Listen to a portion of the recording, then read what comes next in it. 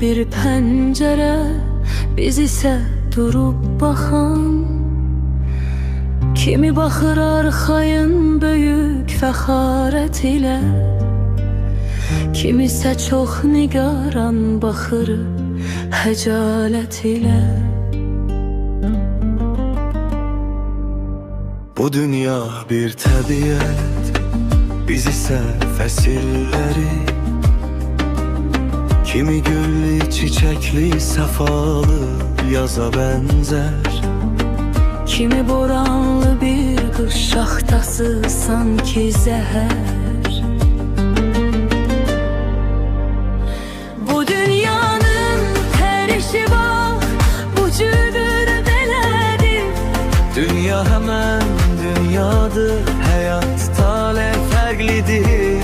Yalnız ömrün son günü, hamı eyni sola. Yatır soyul məzarda, dərin sonsuz yuxuyla.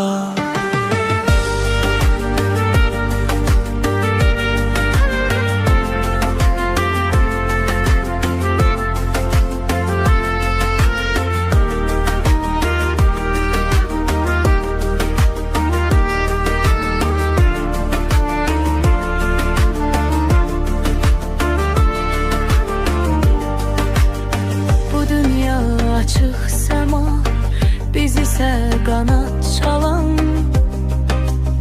Kimi uçur ucadan ucalmaqdır həvəsi, Kimisə uça bilmir, çün bağlıdır qəfəsi. bir zirvədir bu dünya, biz zirvəyə can atan. Kimi tələm tələsik zirvəyə çatmaqdadır. Kimisə təngi nəfəs nə vaxtdır yamacdadır.